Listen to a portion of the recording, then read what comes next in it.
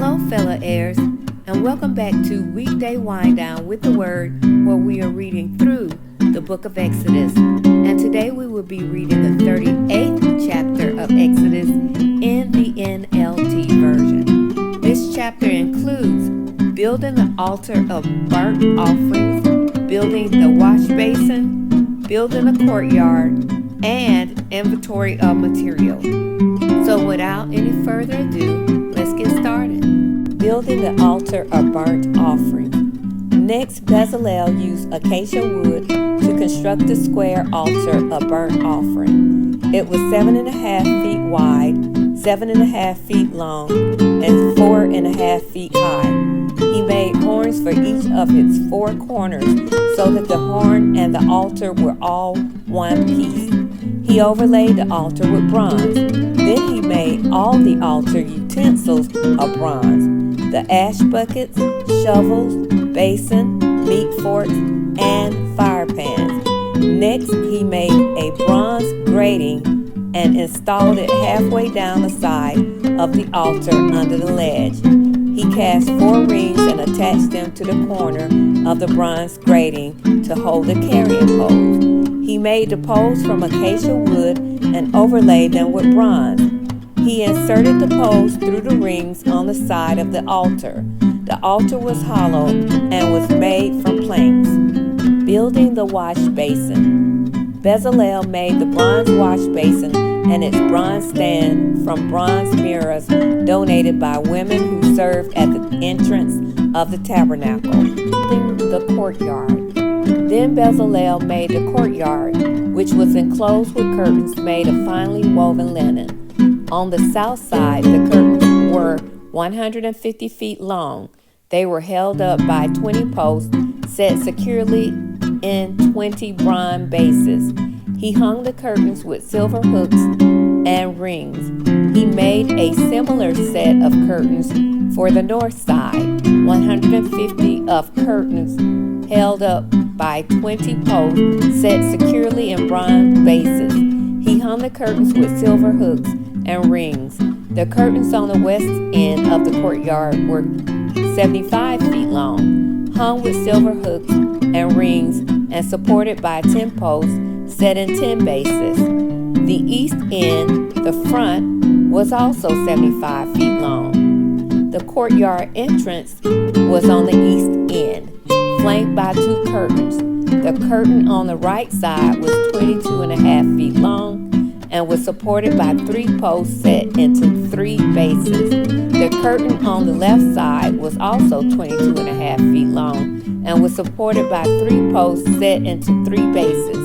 All the curtains used in the courtyard was made of finely woven linen.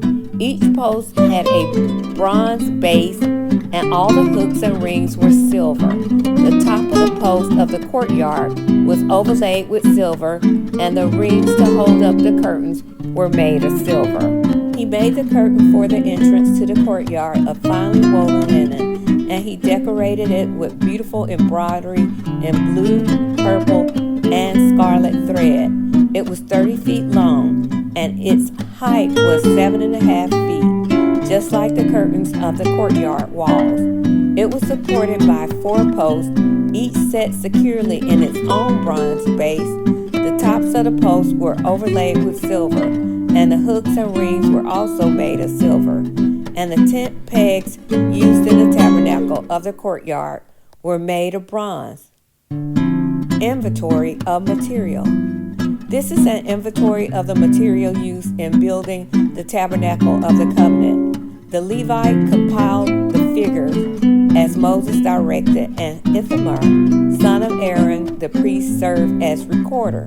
Bezalel, son of Uri, grandson of Hur of the tribe of Judah, made everything just as the Lord had commanded Moses. He was assisted by Oholiab, son of Ahishamach of the tribe of Dan, a craftsman expert at engraving, designing, and embroidering with blue, purple, and scarlet thread on fine linen cloth. The people brought special offering of gold totaling 2,193 pounds, as measured by the weight of the sanctuary shekel.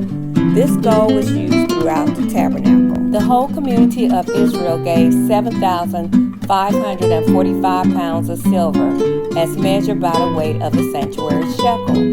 This silver came from the tax collected from each man registered in the census. The tax is 1 beka, which is half a shekel, based on the sanctuary shekel. The tax was collected from 603,550 men who had reached their 20th birthday.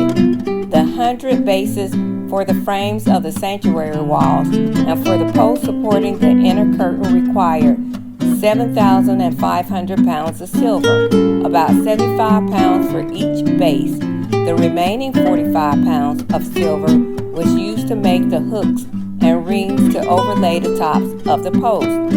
The people also brought as special offerings 5,310 pounds of bronze, which was used for casting the bases for the post at the entrance of the tabernacle, and for the bronze grating and all the altar utensils. Bronze was also used to make the bases for the posts that supported the curtains around the courtyard. The bases for the curtain at the entrance of the courtyard, and all the tent pegs for the tabernacle and the courtyard. And that concludes the reading of Exodus 38 in the NLT version.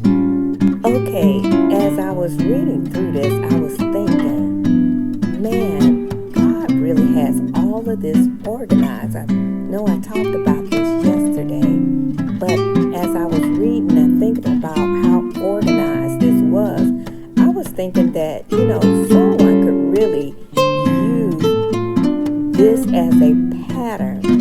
This Exodus where he starts going into the tabernacle and pulling people in place and then instructing them to do, X, Y, Z, telling them what type of material is needed. You can really use this as a pattern for starting a business, putting the people in place.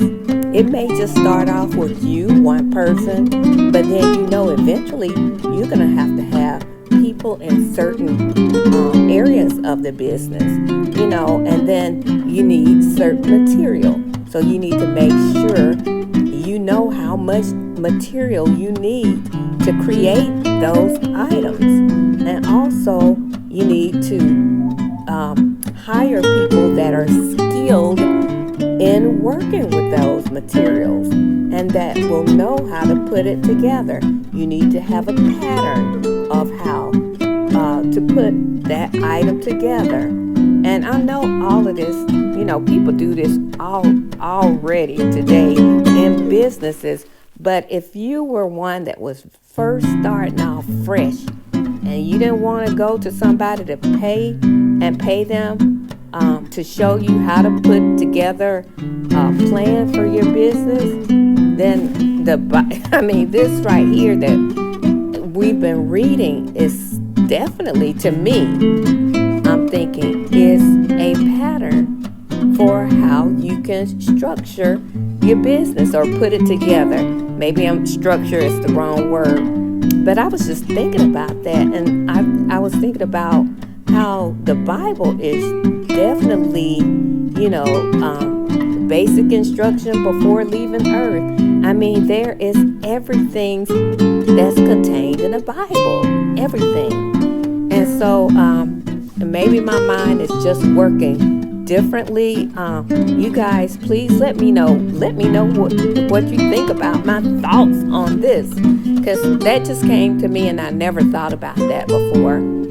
And so God is just really awesome how he has inspired this book to be written, and I hope that you are inspired to read it more and more as I am, because this is needed in my life. So this is all. I'm going to leave it right here. Please put in the comments below what you thought about this chapter. And once again, thank you for listening to Weekday Wind Down with the Word, and have a good life in Jesus Christ. Bye.